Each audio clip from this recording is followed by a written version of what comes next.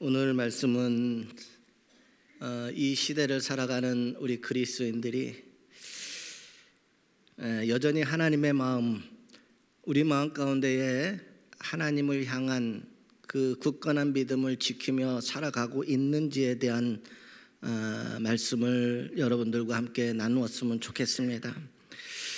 제가 요즘 그 인터넷을 통하여서 하나의 시를 이제 읽는데 1900년도 1999년에 쓰여진 시가 오늘날 다시 화두가 되어서 많은 사람들이 그 시에 자신의 인생의 이야기를 덧붙여서 끊임없이 그 시를 이제 인터넷에서 게재를 하는 것을 제가 보고 오늘 말씀과 연관이 되어져서 이 시를 한번 소개시켰으면 좋겠습니다. 이 시의 제목은 우리 시대의 역설이라고 하는 제목입니다. 제프 딕슨이라고 하는 사람이 쓴 시예요.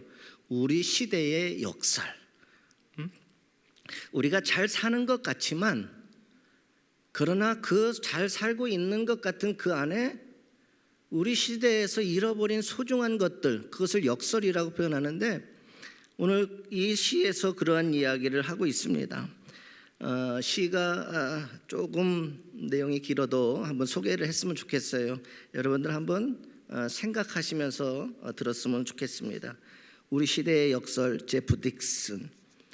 건물은 높아졌지만 인격은 더 작아졌다. 고속도로는 넓어졌지만 시야는 더 좁아졌다. 소비는 많아졌지만 더 가난해졌고 더 많은 물건을 사지만 기쁨은 줄어들었다. 집은 커졌지만 가족은 더 적어졌다. 더 편리해졌지만 시간은 더 없다. 학력은 높아졌지만 상식은 부족하고 지식은 많아졌지만 판단력은 모자란다. 전문가들은 늘어났지만 문제는 더 많아졌고 약은 많아졌지만 건강은 더 나빠졌다. 너무 분별 없이 소비하고 너무 적게 웃고 너무 빨리 운전하고 너무 성급히 화를 낸다.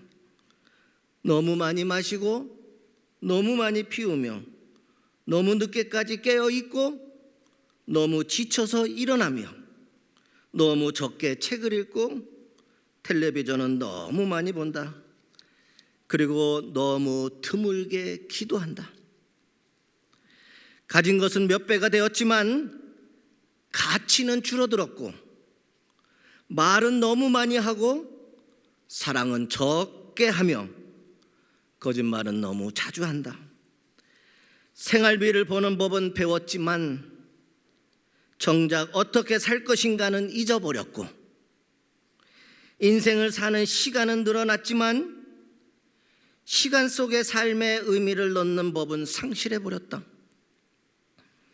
달에 갔다 왔지만 길을 건너가 이웃을 만나기는 더 힘들어졌다.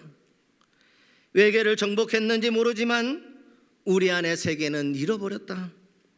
공기정화기는 갖고 있지만 영혼은 더욱더 오염되었고 원자는 쪼갤 수 있지만 편견은 부수지 못하고 있다. 자유는 더 늘었지만 열정은 더 줄어들었다. 키는 커졌지만 인품은 왜소해지고 이익은 더 많이 추구하지만 관계는 더 나빠졌다. 세계 평화를 더 많이 얘기하지만 전쟁은 더 많아지고 여가 시간은 늘어났어도 마음의 평화는 줄어들었다. 더 빨라진 고속철도, 더 편리한 일회용 기저귀, 더 많은 광고 전단, 그리고 더 줄어든 양심, 쾌락을 느끼게 하는 더 많은 약들, 그리고 더 느끼기 어려워진 행복이라고 하는 이 시대의 우리 시대의 역설이라고 하는 이 시가 요즘 또다시 선풍적으로 많은 사람들에게 읽혀지고 있고 정말 나에게도 그러한 일들이 일어나고 있습니다. 무언가 편리해지고 무언가 많은 것을 갖고 집은 커지고 무언가 늘어난 것 같은데 실제적 안으로 들어가 보니 잃어버린 것들이 더 많았다라는 거예요. 더 허전해지고 우리의 가정은 더 작아지고 뭔가 편리해질 것 같은데 시간은 더 없어지고 우리 시대를 살아가는 것에 대한 역설이라고 하는 거예요. 그런데 여러분, 이 모든 이 시의 중심에는 뭐냐면 우리의 마음이라고 하는 것을 움직이고 있다는 거예요. 우리가 세상에서 물질적인 것, 세상의 쾌락과 세상의 모든 것들은 점점 더 좋아지고 더 많은 것을 누리는 것 같지만 실제적으로 우리의 마음은 더 역설적으로 그 반면에 외로워지고 가난해지고 약해지고 말이에요. 허전해지고 어떤 때는 허무하기도 했다는 거예요. 그것이 우리 시대의 역설이라고 하는 것입니다. 1999년 4월 20일 미국 콜로라도주의 콜럼바인 고교에서 총기 난사 사건이 있었습니다.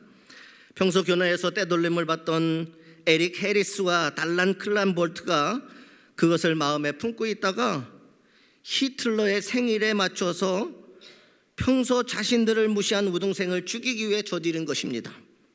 이 사건을 통하여서 13명을 사살해버렸고 자신들은 그 자리에서 자살을 하고 죽습니다.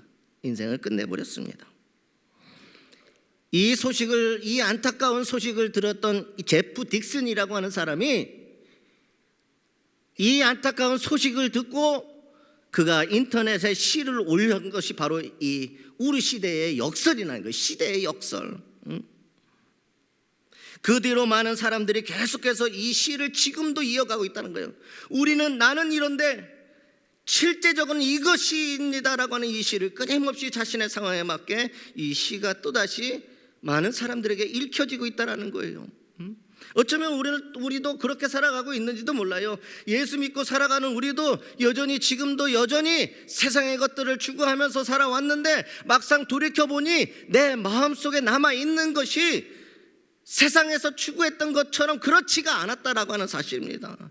오히려 역설적으로 잃어버리고 그렇게 살지 못한 것이 더 많았다라고 하는 사실입니다. 세상이 발전하면서 우리 사회는 물질적으로 점점 더 풍요로워지고 있지만 다른 한편으로는 우리 마음에 있어야 할 소중한 것들을 잃어가고 있고 뭔가 점점 더 빈곤해지고 있는 것이 아닌지 우리는 되돌아보게 되어진다는 거예요. 우리 마음에 하나님을 잃어버리면 우리 그리스도인들에게 하나님을 향한 마음을 잃어버리면 우리도 이 역설의 인생을 살아갈 수밖에 없다라고 하는 사실입니다. 우리를 향한 하나님의 그 위대한 사랑, 우리 마음 가운데에 하나님을 향한 하나님께서 약속하신 모든 그 약속을 믿는 믿음으로 살아가는 그 인생을 살아갈 때에 역설의 인생을 살지 않는 그리스도인으로 살아가게 되어질 줄 믿습니다. 어쩌면 우리 중에는 지금도 여전히 이 역설의 인생을 가지고 하나님 앞에 나와 있는 사람들도 참 많이 있어요. 아닌 것 같지만 그렇다는 거예요. 저는 그것을 무엇으로 보느냐? 믿음으로 살아가야 될 우리가 하나님의 은혜를 잃어버리고 하나님을 향한 마음이 내 안에 존재하지 않으면 우리 역시 이와 같은 인생을 살 수밖에 없다라는 겁니다. 여러분들 마음속에는 지금 무엇이 있습니까? 여러분들 안에는 무엇이 담겨져 있습니까? 여러분 안에 담겨져 있는 것이 곧 여러분의 인생이에요. 한 농부가 두 아들을 데리고 밭에 갔습니다. 잡초가 너무 무성한 모습을 보고는 두 아들에게 물었어요. 이 많은 잡초를 제거하려면 어떻게 해야 할까?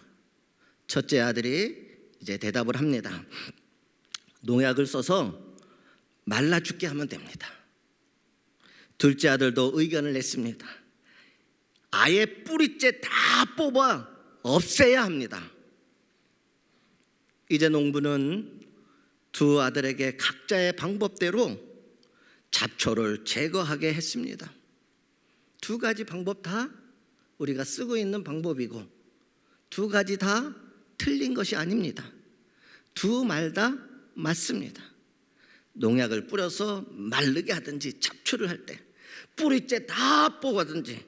그래서 이 아버지는 두 아들에게 그래, 너희들이 이야기했던 그 방식대로 잡초를 제거해라 라고 말씀했습니다. 그러나 그 어떤 방법을 써도 한 달만 지나면 잡초가 다시 무성해졌습니다. 결국 두 아들은 잡초 제거를 포기하고 말았습니다. 아버지는 1년 후 두 아들을 다시 그 밭으로 불러냈습니다. 그런데 1년 전과는 달리 밭에는 무성한 잡초 대신 황금빛 찬란한 벼가 거짓말처럼 그 밭에서 너울거리고 있었습니다.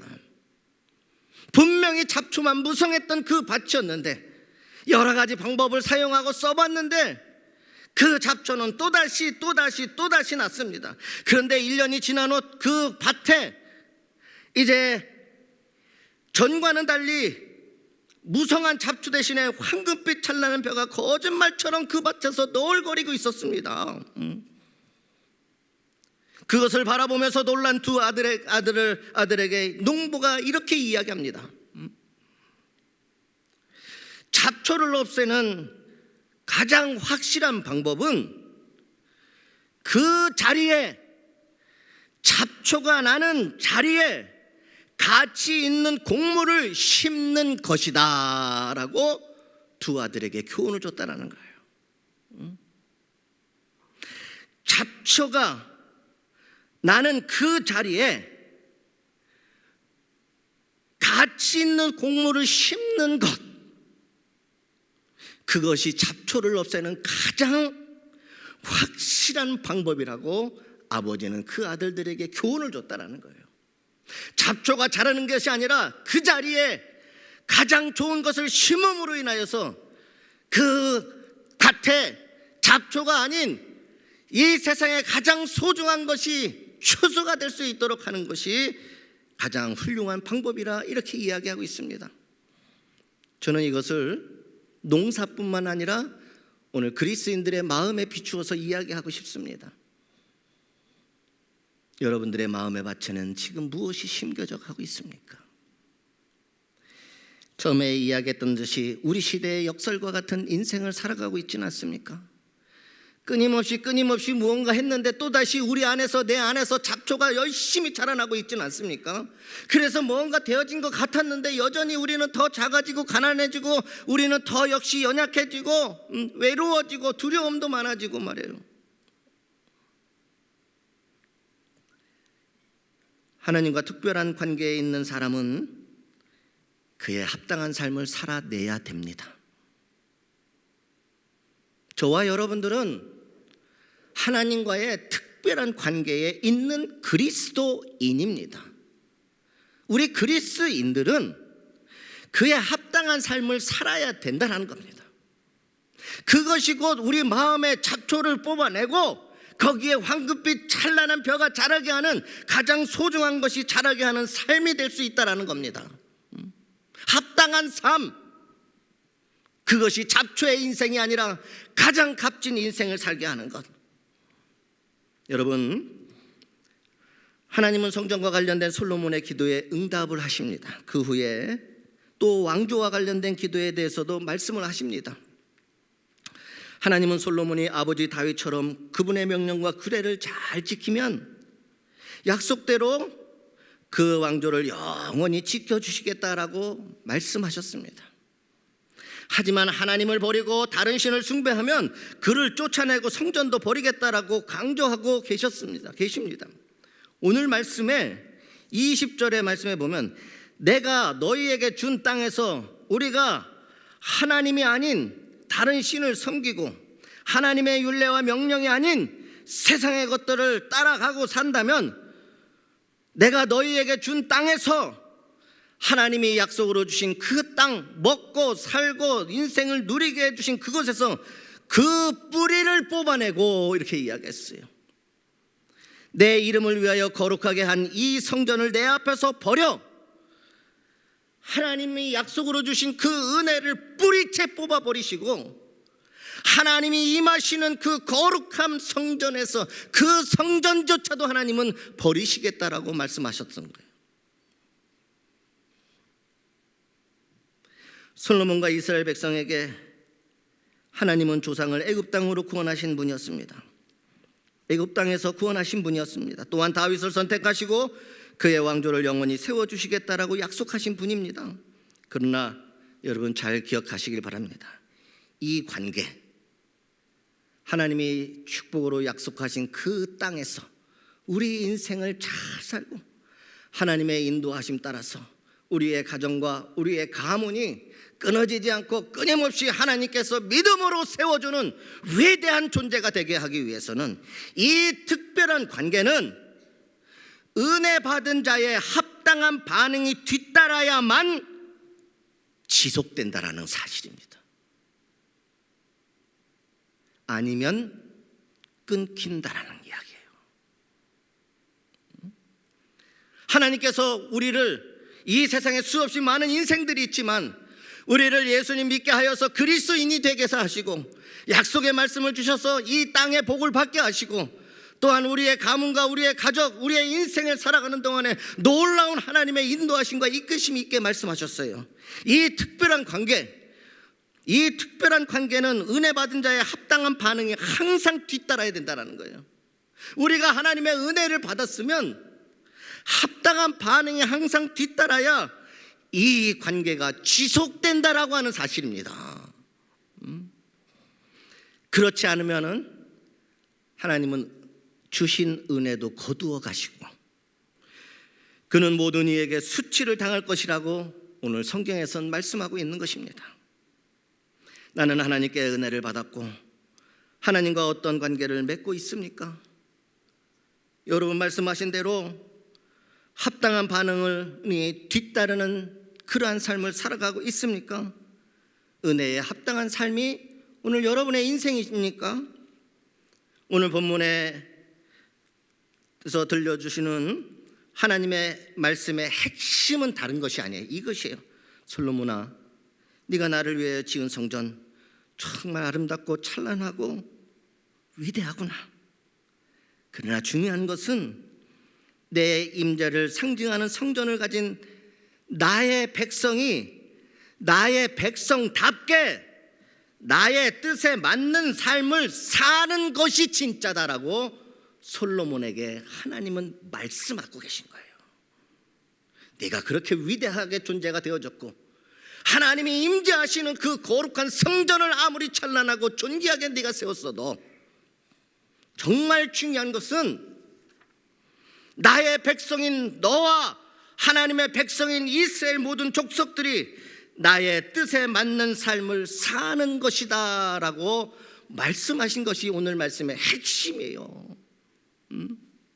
하나님 뜻에 맞는 삶, 우리가 하나님 뜻에 맞는 삶을 산다면 우리 시대의 역설이라고 하는 이 시와 같은 인생을 우리는 살지 않게 되어질 줄 믿습니다.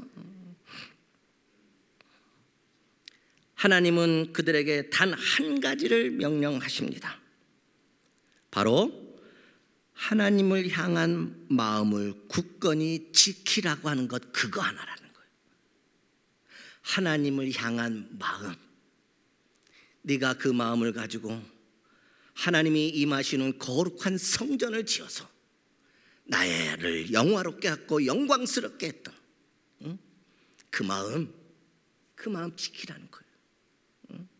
내가 하나님이 하신 모든 말씀을, 규례를, 율례를 지켜 행했던 그 마음, 그때 너의 안에 있었던 하나님을 향한 그 마음을 굳건히 지켜내라. 그리하면 이 땅에서 내가 복을 받고 너의 가문이 영원토록 대대에 이르도록 하나님의 영광을 위하여 위대한 가문으로 하나님이 세워주실 것이다. 그러니 오늘 우리가 살아가는 이 시대에 세상의 것들, 내 삶에 풍족하게 하고 많은 것들을 채우고 이런 것들만이 우리의 인생을 풍요롭게 하고 행복하게 하는 그런 것이 아니라 오히려 이런 시대를 살아가는 그리스도인일수록 하나님을 향한 마음을 굳건히 지키는 것이 이 시대를 살아가는 참된 인생을 살게 되어질 줄 믿습니다. 지금 우리 마음의 모습은 어떻습니까? 그 중심에 가치 있는 것이 심겨져 황금빛으로 노을거리고 있습니까? 아니면 잡초만 무성해지고 있습니까? 오늘 우리는 이 말씀을 교훈을 삼아 하나님에게서 마음이 떠나지 않도록 마음을 지키는 자가 되어야 합니다. 오늘 우리가 살아가는 이 시대에 그리스도인들에게 요구되어지는 것은 세상의 연락과 세상 풍조에서 안일함과 또 무언가 많이 이 세상 것을 차지하고 가지려고 하는 그런 것들이 아니라 오히려 이렇게 발전되고 과학이 지식이 또한 여러 가지가 잘 되어질 때 우리는 더욱더 하나님에게서 마음이 떠나지 않도록 마음을 지키는 자가 되어야 합니다. 그렇지 않으면 삽시간에 우리는 마음을 빼앗깁니다. 작은 돈 몇 푼에도 우리 마음 넘어집니다. 세상에서 보여지는 좋아 보이는 그러한 몇 가지들 때문에 진짜 소중한 것을 우리는 얼마나 많이 잃어버렸는지 몰라요. 그래서 이 시대를 살아가는 그리스도인들에게 가장 중요한 하나님의 말씀이 하나님을 향하고 있던 그 은혜의 마음을 지켜 살아라. 그것이 지켜지고 그렇게 살아갈 때에 하나님께서 다윗과 솔로몬을 통하여 부으셨던 역사하셨던 그 은혜와 그 복과 그 인생에 참된 소망을 오늘 우리도 살아가게 되어질 줄 믿습니다. 그러나 우리가 하나님을 향한 그 마음을 지키지 못하고 잃어버리는 그 순간 우리 또한 역설적인 인생 속에 살아가다가 세월이 흐르고 시간이 지나고 보니 정말 소중한 것들은 내 안에서 잃어버렸고 아무것도 아닌 것들만 내 인생에 남아있는 경우가 얼마나 많은지 모릅니다. 마음을 잘 지키시기를 주님의 이름으로 소망합니다. 저는 오늘 우리가 살아가는 이 시대, 이것이 정말 중요한 시대에 우리가 살고 있어요. 이것을 지키지 못하면 우리 그리스도인들이라 할지라도 뿌리째 뽑혀지고 성전이 버림받는다 그랬어요. 하나님 앞에 가장 존귀한 것들이 뿌리째 뽑혀진다라고 말씀하셨어요. 어쩌면 우리가 지금 뿌리가 뽑혀 있을 수도 있다라고 하는 사실이에요. 그래서 여전히 하나님을 믿고 의지하며 나와 기도하는데 내 인생의 영혼은 역시 메말라 있다는 거예요. 왜? 뿌리가 뽑히면 생수의 물을 하나님이 주시는 생명의 술을 우리는 마실 수 없기 때문이라는 거예요. 마음을 잘 지킬 수 있기를 주님의 이름으로 소망합니다. 그래서 잠언 4장에서는 4장 23절에서 생명의 근원이 바로 이 마음에서 난다, 이렇게 성경에서는 기록하고 있습니다. 오직 하나님께만 향한 올곧은 마음을 하나님께서 가장 아름다운 열매로 풍성하게 채워주실 줄 믿습니다.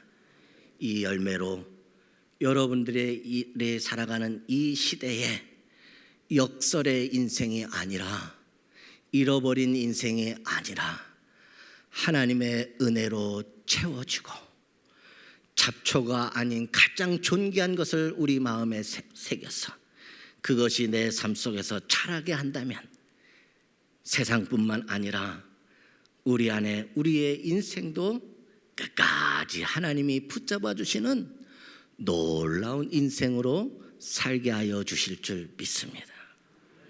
여기까지가 설교의 반이에요. 보세요, 벌써 놀라시는 거. 끝난 줄 알고 아멘 했는데 이제 반이라니 벌써 이렇게 반응이 여기까지만 할 거예요. 오늘 걱정하지 마시고, 중요한 건 다 했으니까.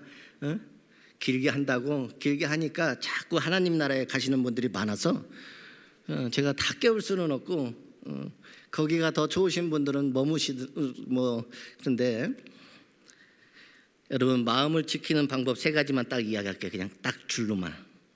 우리가 그러면 어떻게 마음 지킬 수 있느냐? 마음속에 진리의 말씀을 두십시오. 마음속에 딴 것 두지 말고 가장 좋은 게 아니야. 그게 뭐냐?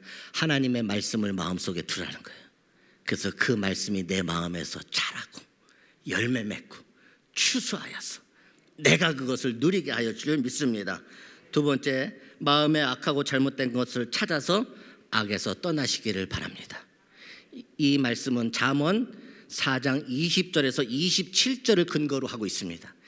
역대하의 오늘 본문에 나온 말씀의 해결의 방법이 잠언 4장 20절에서 27절에 기록되어져 있어요. 그것을 읽으시면 그 해결 방법이 무엇인지를 알게 되실 거예요. 두 번째가 마음에 악하고 잘못된 것들을 찾아서 악에서 떠나야 된다는 거예요. 내 마음속에 나도 모르게 들어와 있는 그 모든 것들, 그래서 무성하게 자라는 잡초와 같은 악하고 잘못된 것을 찾아서 우리는 거기서 떠나야 된다라고 하는 것입니다. 마지막으로 하나님께서 우리 마음을 붙잡아 주시며 정결하게 해달라고 우리는 간구하는 삶을 살아야 된다는 거예요. 내 힘과 내 능력과 내 뜻으로 다 할 수 없는 것이 우리 인생입니다.